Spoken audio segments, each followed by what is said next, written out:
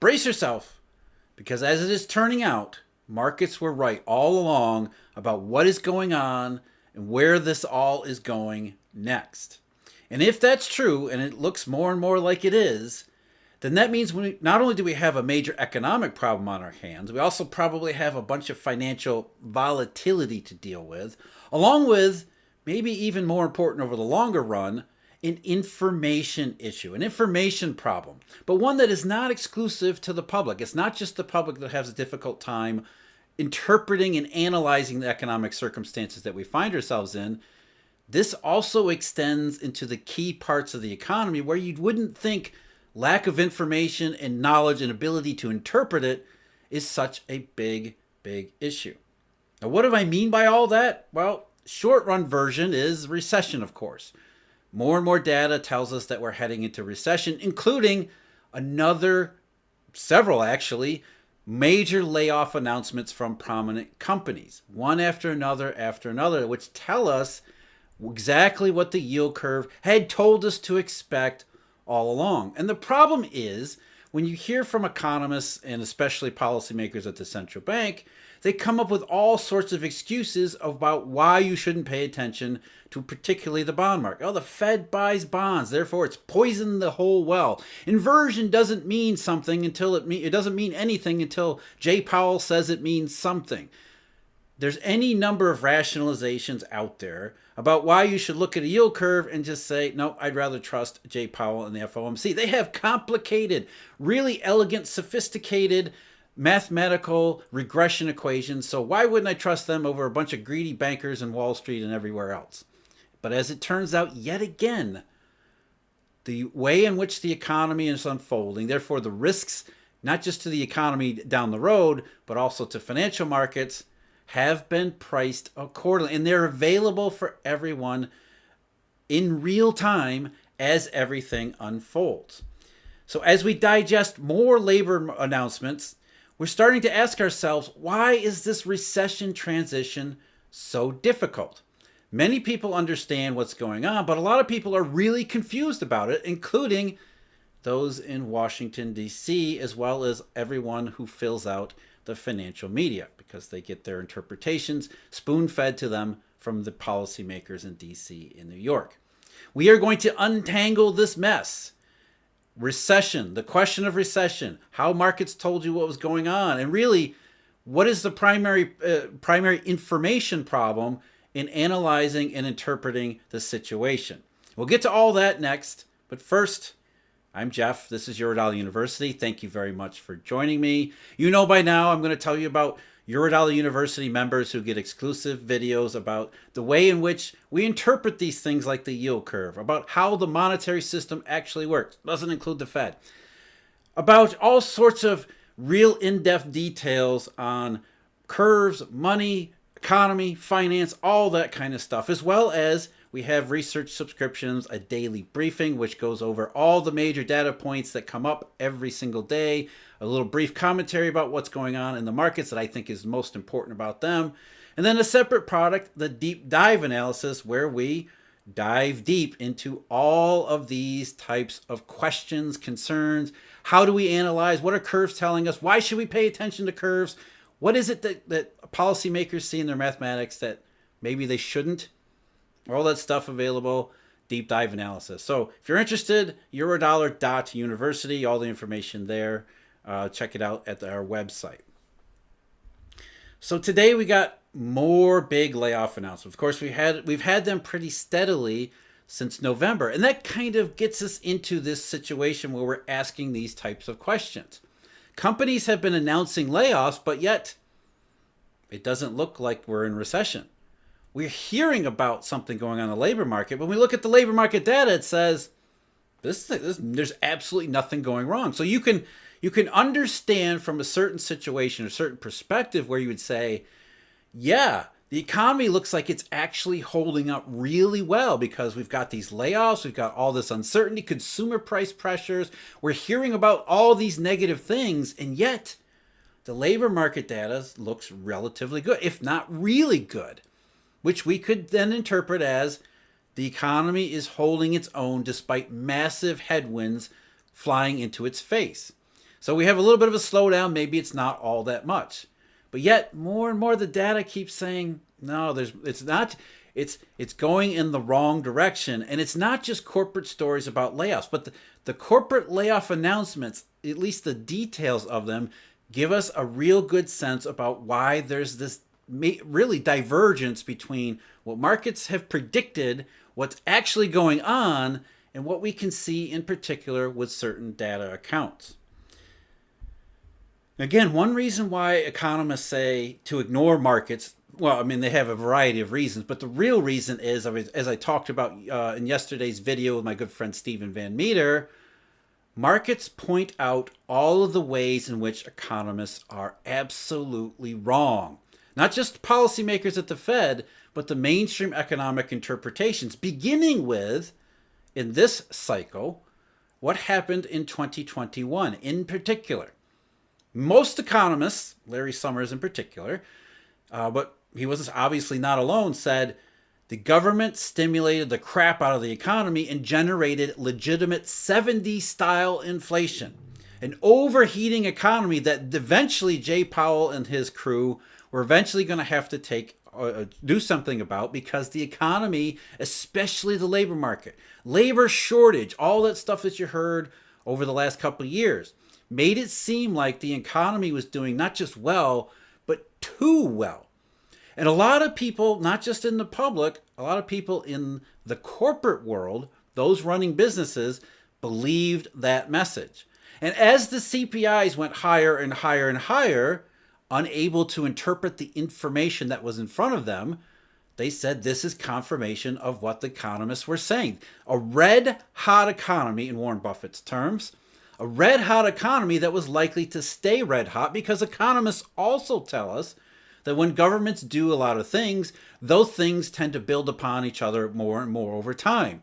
So if a government does a lot, it's supposed to multiplier greater than 1. It's supposed to lead to long-run impacts. In this case, an overheating economy that was likely to stay hot for a long period of time.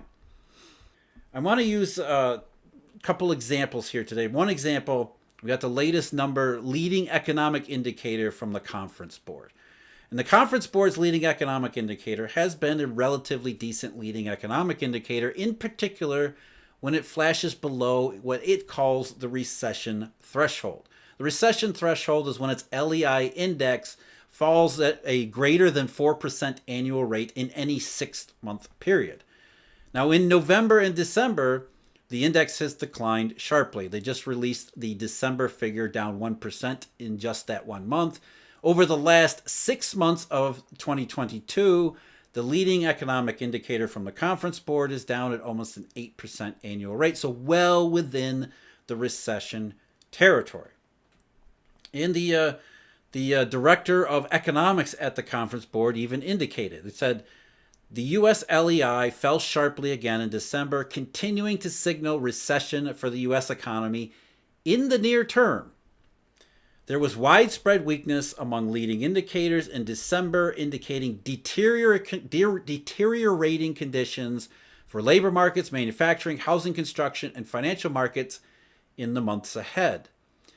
So the leading economic indicator says we're heading toward recession, and now it's got to a situation where probability that we don't get into recession is exceptionally small. This would be the first time, at least in the LEI's, the Conference Board's LEI's history, where that wouldn't happen. But it's not just the LEI, is it? It's everything else that we've seen. We've been talking about recession. We've been seeing data move in that particular direction for a long time. So it's the LEI is adding more weight to the evidence that we're probably already in one. I would date a recession back to last June, but I don't get to decide these things. It's very likely that when the NBER finally gets together and interprets the data in the correct way, all the data, it'll probably say November or December was probably the beginning of the recession. But why will the NBER have so much problem, like it did in 2008 or the year 2000 or the year 1990-91? It's because of how we have this information problem. And the Conference Board actually speaks about it in their press release. They say While the leading economic indicator is falling down in recession territory, meanwhile, the coincident economic index has not weakened in the same fashion as the LEI because labor market related indicators, employment and personal income, remain robust. Now think about it. Every time the topic of yield curve inversion comes up, every time the word recession comes up, what is the first thing that these mainstream economists say? What is the first thing that Jay Powell and those at the central bank say, which is redundant to economists? They say, well, yes, the economy does seem to be slowing down, but have you seen the unemployment rate? As the conference board says, yes, our leading index says recession, but the coincident indicator says the labor market is doing really well. What is going on here? Well, for the first part, employment data, jobs data, apart from jobless claims, which we'll get to in a second, but employment data tends to be lagging anyway. And it tends to be lagging for several reasons, which I think we need to talk about that in terms of these layoffs themselves.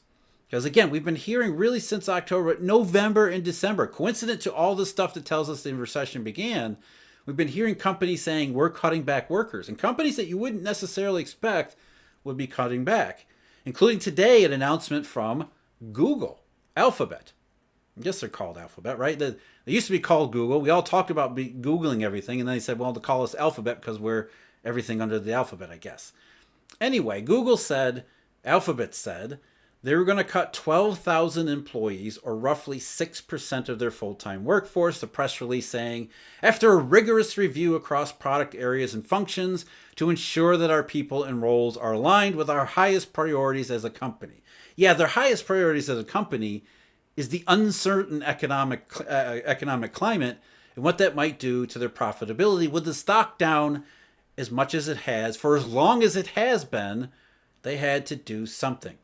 That was their request. Economic uncertainty, more layoffs. Obviously, what they're saying is the same thing as another big layoff announcement, or another high-profile layoff announcement from the company Spotify. Now, Spotify isn't a huge employer by any stretch of the imagination, but still, they're cutting 6% of their workforce, announced today. And the CEO, Daniel Ek, wrote in a note that was posted on the company's website, like many other leaders, I hope to sustain the strong tailwinds from the pandemic and believe that our broad global business and lower risk to the impact of a slowdown in ads would insulate us. Translation, we bought into the idea that CPIs represented a red-hot economy, and we hired workers and invested in the company as if that is true. Now that we're seeing over the last half of last year into the first part of this year, that wasn't true at all. Now we've got to start cutting back on our workforce. It's not just the public that has a problem interpreting economic situations. Big companies have made the same errors, and for the same reasons. Because they all hire these mainstream economists and their econometric models, which immediately dismiss the incredibly useful, validated, historically validated information contained within the markets. And the markets had told you all along, flat yield curves, it was never actually inflation. But as these companies are, first of all, realizing the mistakes that they made interpreting the information and now starting to make adjustments in their workforce, the reason it doesn't get into the data immediately is simply the mechanics, the process that's in play here. Here's a good example. Amazon had announced major layoffs last month, or maybe it goes back to November, and then they upped them again last month. So essentially, they're laying off 18,000 employees, which is the biggest in Amazon's history. And it's not a big number. You have to keep in mind, not only is it 18,000 job cuts, there's no job gains on top of that. So we're missing a lot more jobs than just 18,000 job cuts. And here's what Amazon said. This is a note from the HR department. During COVID, our first priority was scaling to meet the needs of our customers while ensuring the safety of our employees.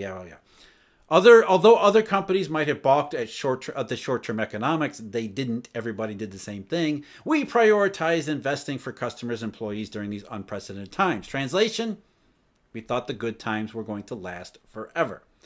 Now they say, as we head into 2023, remain in uncertain economic times. Therefore, we've determined that we need to take further steps to improve our cost structure so we can keep investing in the customer experience that attracts customers to Amazon and grows our business, blah, blah, blah. We thought the pandemic represented, especially the government response to the pandemic, represented a spark that would lead to an economic renaissance that we haven't seen in decades. And instead, it turns out we were wrong. We invested for the pandemic economy. The pandemic economy turned out to be an artificial one, revealed over the second half of last year. Now we're saying, holy crap, what are we going to do in these economic uncertain times? We're going to start cutting employees. But here's the thing. They announced the job cuts last month. They didn't actually start laying people off until just recently. Same thing with Microsoft or Google. Google is announcing their layoffs today, and I think they're actually laying some people off today. But by and large, there's a lag. And there's another lag that's involved here too. Again, let's go back to Amazon. Our goal is to make sure every impacted employee is assisted in this transition. So, for example, in the US, we are providing packages that include a 60-day non-working transitional period with full pay and benefits, plus an additional several weeks of severance, depending on the length of time at the company, separation payment, transitional benefits, and external job placement support. This is standard practice. If you look at Google, Google is giving out massive severance packages too, starting at 16 weeks. I believe Spotify is. All the major companies are doing this. And here's the thing. Here's where it really gets into. So the companies announce the layoffs. They don't necessarily do them right away. They might take some time to actually arrange who's going to get laid off. And then the employees, the unfortunate employees who are laid off, at Amazon, they have 60 days where they're going to get full paid even though they're not working. And then they get a severance package on top of that, which means for several months, they're going to continue getting paid even though they're not working.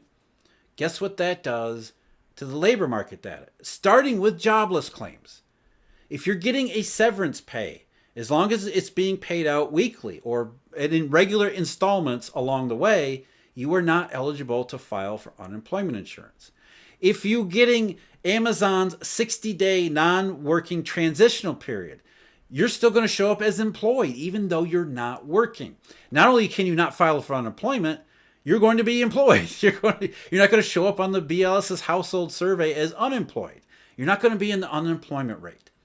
So in this transition in the labor market, which takes time to develop to begin with, because companies don't want to lay off workers until they're absolutely sure they have to, it doesn't register in the labor data until much later on down the road. So back to what the conference board said, the leading economic indicators say recession. Everything else in the labor market data says the economy looks fine, but we know it's not fine.